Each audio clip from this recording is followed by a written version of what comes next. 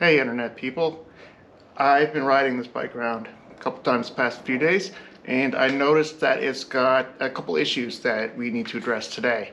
It's got a pretty loud thunk at low speeds that's coming from somewhere in here, and it's also got a very interesting idle problem where it goes up in RPMs when it gets warmer, which usually indicates a lean condition, but when I have the choke on, it is really flooded and spews out smoke like crazy on either setting of the choke. So we're going to take a look there and see what we got.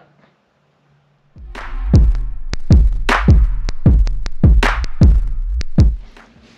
went ahead and I pulled the spark plugs out of 3 and 4. They don't look terrible. They do look a little tan, maybe a little lean there. So that kind of coincides with the lean condition I'm anticipating. But I noticed something else. I went to spin the motor over to check some things, and I noticed a weird sound. Let's see if I can do it again. Right there. Hear that click? Not that click.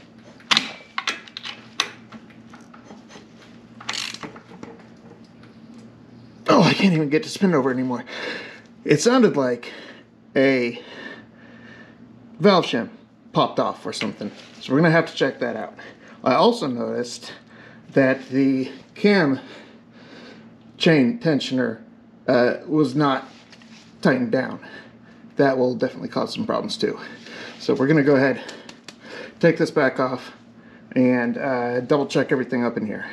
Once we're done with that, we're going to put our endoscope through the spark plug holes and double check the cylinders, make sure there's nothing weird going on with them. We want to make sure they didn't get lapped by any valves or scratched up the walls or whatever, just a general inspection. So we'll do that here in a minute. When you feel low, you can still go. Even when you feel slow, you can still go. Even when there's no hope, you can still go. I never answer to no, man, I still go. Go, go, go, go, go, go, go, go, go, go, go, go, yo, go, go, go. Hustle hard, hustle every single day. I'll be making. Alright, we got that valve cover off. And looking at these valve shims, it looks like we did not have any valve shims pop out, which is good. I think most of our annoying crunchy noise was from this very extremely ridiculously loose timing chain. Yeah, I don't know how I missed that, but I did. So we're going to check. We're going to make sure our timing is still good. I don't think there's enough clearance between the gears for it to pop, and if it did, I'm sure I would have noticed a difference in performance and or catastrophic engine failure. So we're going to go ahead and we're going to spin the motor over and we're going to just double check that.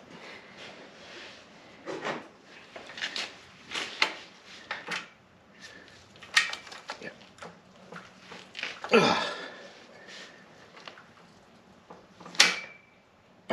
Yeah, see, it tries to pop, but it doesn't really. I'm going to want to tighten it a bit before I even attempt to spin things over. Oh boy. There we go.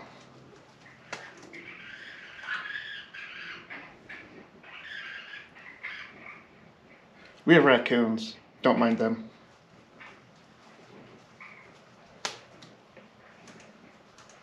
In fact, they'll probably make a cameo here in a little bit.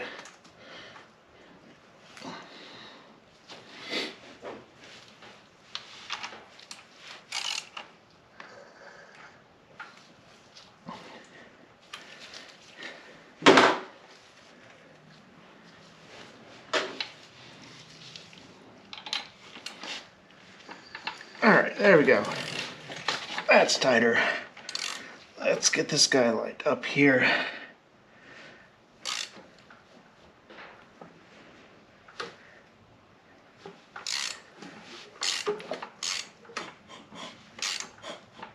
what we need to do is line it like this. Oh wow, maybe it did pop a tooth. That would also explain some things. Maybe it popped a tooth while I was just messing with it now. It's down there is our intake mark. We're supposed to line our exhaust mark up. Well, it'll line somewhat up here, but it should be, it's supposed to be 44 pins after, here, let me get you guys a better shot here. There should be 44 pins after our exhaust mark here. So we've got it exhaust, and then the next link is 1, 2, 3, 4, 5, 6, and so on to 44. And when we hit 44, that's when we should have our intake arrow pointing to. As you can see, we're a little bit off. So I'm going to have to loosen the timing chain back up, and we'll see if we can spin it into place. The easiest way to do it is simply pull the cam bearing caps off, pull the whole thing forward, realign it, and then push it back down.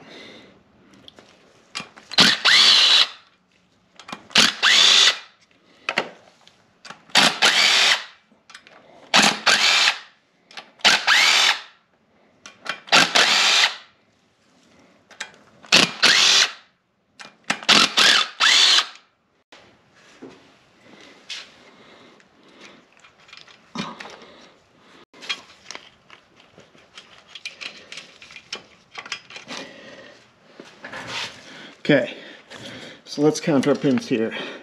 I've got this set up so we start at this link afterwards.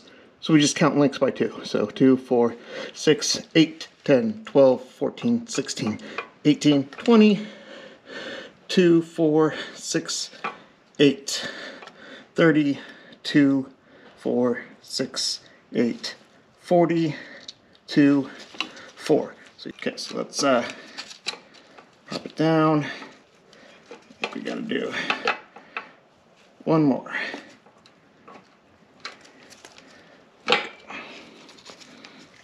Okay, let's count that just to be doubly sure we have it right. 2, 4, 6, 8, 10, 2, 4, 6, 8, 20, 2, 4, 6, 8, 30, 2, 4, 6, 8, 40, 2, and 4. There we go. Okay.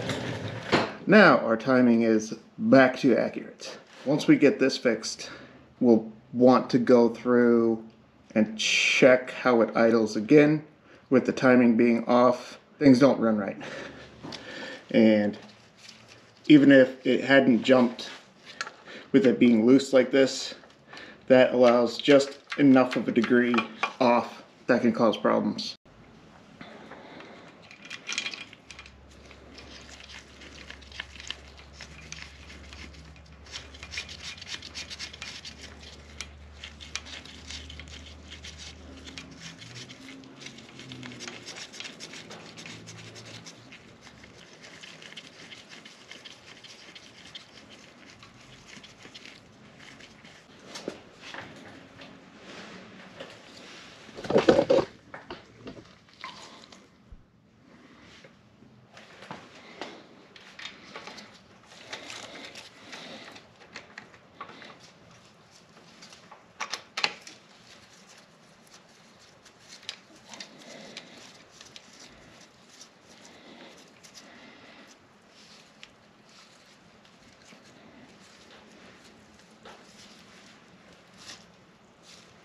It is very important that you torque these cam bearing caps down appropriately.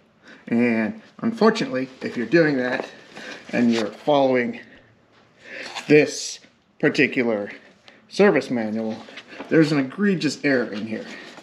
I have fixed it in my own book, but you will see it says tighten the camshaft cap bolts to seal them in place and fully tighten them to 12 foot-pounds of torque. Which is almost like 3 times as much torque as you're supposed to put. it should be 60 inch-pounds. 12 foot-pounds is 144 inch-pounds. So that is a big difference, and this error has caused quite a few KZ owners the grief of having to helicoil these bolt holes, including me. I think most of these are helicoiled because I was not aware of that error. You go to torque it down and it just snaps those threads out. There is in the front of here a torque setting diagram. It doesn't have those bolts in here specifically, but it does have this chart, and it has the size and pitch, and these are 6x1s, which is 52 to 78 inch-pounds, not M8s, which is 11 to 16 foot-pounds. So we're just gonna gently touch them down with this guy.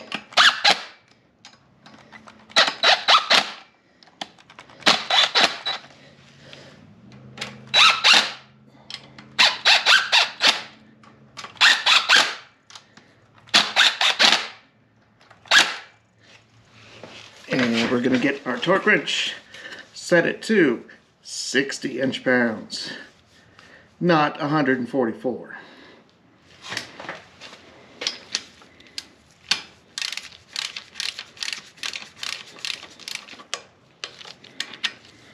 £60 isn't much.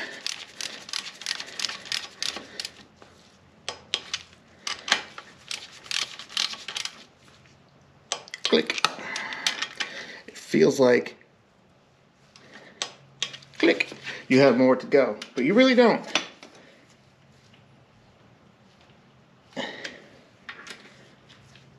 Click.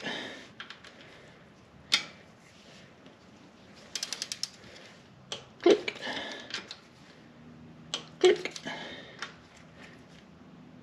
Click. I swear I have PTSD from doing this so many times. If it goes past what I feel is 60, I get real bad anxiety. I'm like, oh no, not again. Let's not do this again. Please. Alright. Got those all torqued down. Now we're going to tighten this cam chain. We don't want to tighten it to where the chain is straight, because inside of our valve cover here, we've got this dude that will push down on that chain to help to increase the number of gear teeth that are contacting the chain. So we have to leave a little bit of slack to account for that.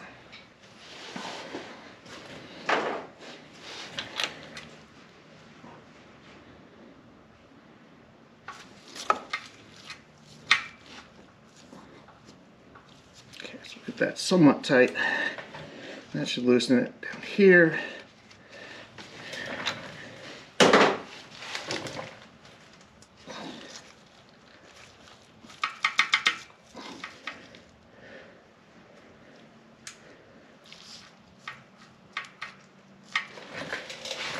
This bike does originally come with a spring chain tensioner. I've replaced it with a manual one. So adjusting the tension really needs to be done after we put the valve cover back on. Then we can fine tune that tension. So let's get this cover back up here now that we've inspected everything, made sure our shims are good. I don't see any strange premature wear. We've got good oil flow over all the bits.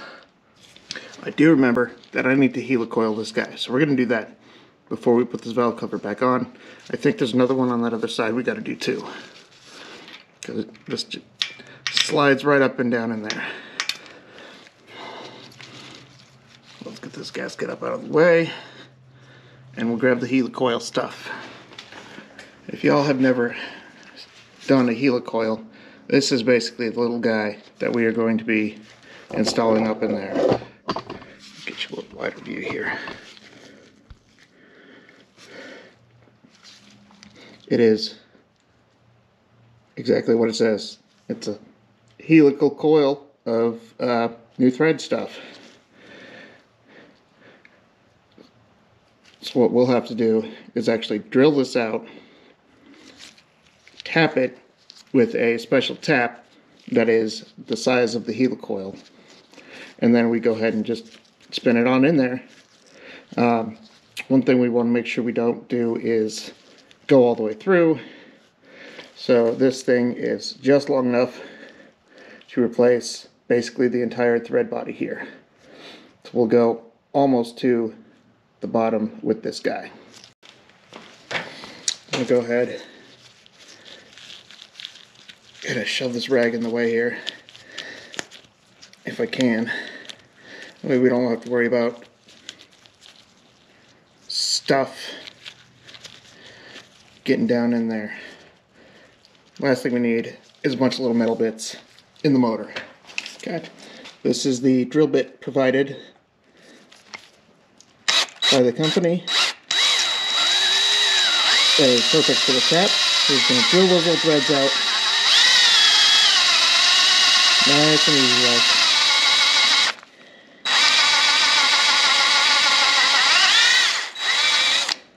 There we go. Unfortunately, I do not have a tap holder that fits this tap exactly, so I'm going to go ahead and use it in my drill. One thing we want to do is just give it a little bit of oil. That'll help when you're cutting the threads, keep them from binding up too much. So we're going to go nice and slow here. Oh no! Catching the rag. So we'll do it sharp. Okay. Maybe we'll do it like this. There we go. Nice and easy. Nice and easy the right way. There we go.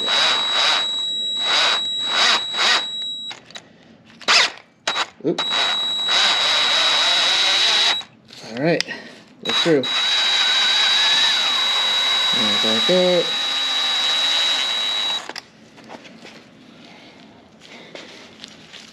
Get out of the way. Okay. Awesome. Now we get to use this fancy installation tool. Helicoil just slides over and into the slit. Kind of put it on there and kind of have to let the coil do the work here. If you try and force it in, it will go in, but you run the risk of skipping threads. We're just going to kind of let it work itself down in there.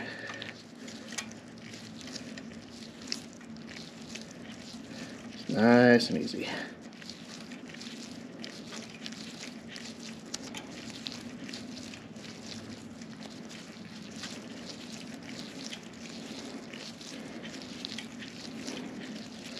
Go just a little bit below the surface there. Our tool is out, and now we've got a nice new thread in there. But before we can use it, we got to pop the tang out. We don't want to leave this little installation tang in there. So they give you a handy tool for that too. It's just a steel rod. You just pop it in there and give it a good little whack.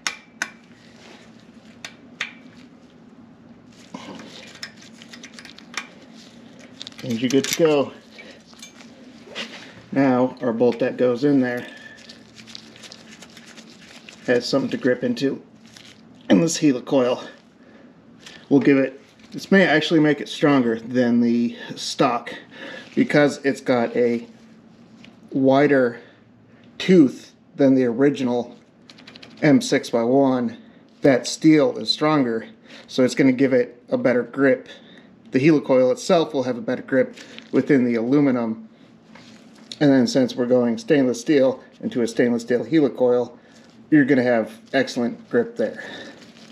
So once you helicoil these, you shouldn't have to touch them again. Now let's see if I can figure out which one on the other side I need to do the same procedure to. Okay, we got the valve cover back on. Timing chain's good now. I made sure to get that tensioner tensioned. Got those bolt holes helicoiled that needed to get done. While we've got the coil still off, got all the spark plugs pulled, let's check out the insides of the beast. Might as well take a look. I've got this sweet little Wi-Fi endoscope I picked up. It's kind of cool. It's actually got decent picture quality. So we'll get this scoped in there and I'll show you guys what it sees. Okay, I'm going to start with cylinders 2 and 3. Right now we've got 1 and 4 at top dead center. So that means 2 and 3 are close to the bottom. So let's put this guy in here. Let's kind of take a peek around. So far, first impressions say that looks pretty good. I don't see any major flaws. There's still the honing lines are in good condition. There's a couple lines from the piston rings, but they don't look like gouges. They just look like general wear and tear. Not a whole bunch of carbon buildup, which is good.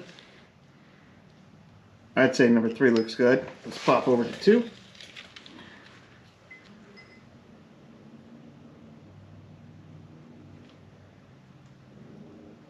Got a little bit more dark carbon on this guy, but cylinder walls still look pretty good. No issues here. Okay. I'm going to go ahead and crank it over so we can look at 1 and 4.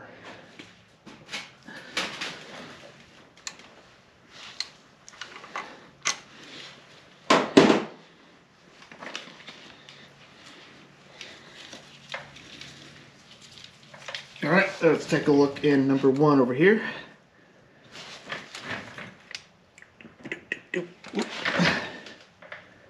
Alrighty.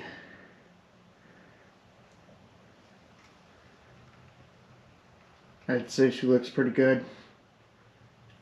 Once again, expected wear from piston rings. Still see the honing marks, which is good. A little bit of weird carbon buildup there, but that'll be alright.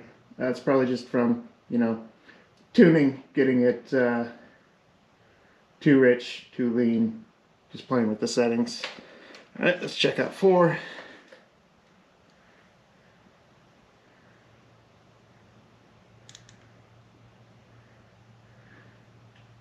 Four looks pretty good here too.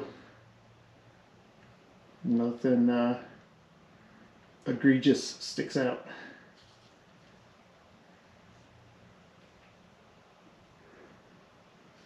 Sweet. Okay.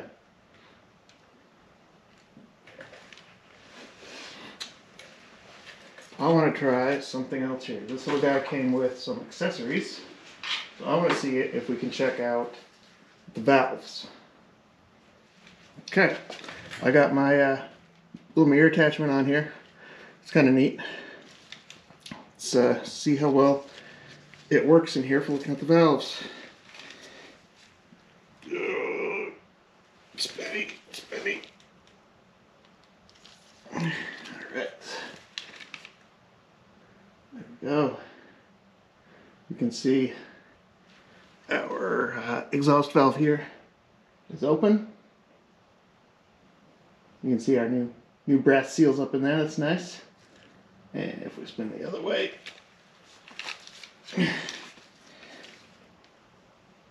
Intake is closed there.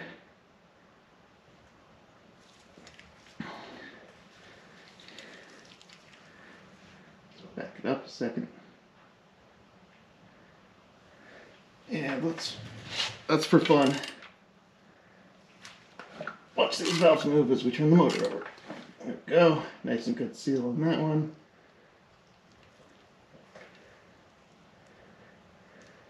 And this thing is hard to control a little bit. There we go. There's our valves. And got bumped by the piston there. And now, oh, that one's open. Cool. That was pretty fun. Don't worry. I see I missed this guy. I'll get it.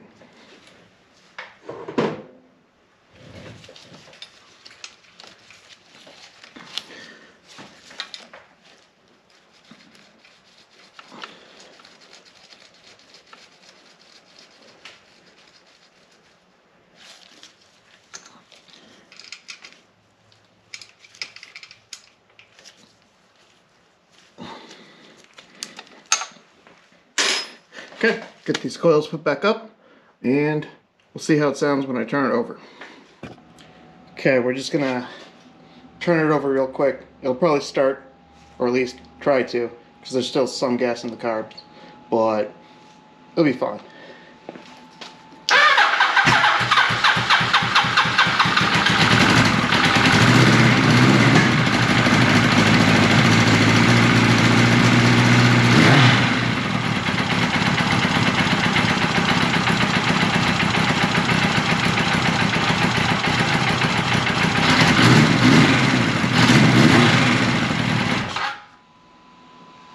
I'd say that's much better. It started without choke on, so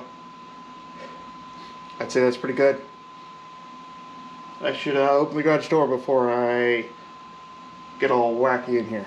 I'd say that's pretty good for tonight. Tomorrow we'll do some tuning on the carbs, since we did swap out the cams for the stock ones. Don't have quite as much lift and duration, so it's going to run a little bit leaner to begin with, or richer, whatever. We'll just need to tune them down a little bit. I think I had those cranked up pretty rich for the other cams. So yeah, that's what we're going to do tomorrow. I suppose if you're wondering why I swapped out cams, it's kind of hard to tell, but that lobe is not supposed to be rounded over. It should be nice and square like this one, but instead it's droopy. I had a shim fail on me somehow, and it just kept wearing it down until both the lobe and the shim were kaputski. I may send this back. This is a Web 110 grind. I may send it back to webcam. That is web camshafts, not webcam for your computer. It's really hard to Google them, and have them. They said they could, build it back up with some weld, grind it back down. Be about like 110 bucks, something like that. So I may do that later. I may not. We'll see. But yeah, don't forget. Also, like, subscribe, click that bell, whatever that means. I don't know.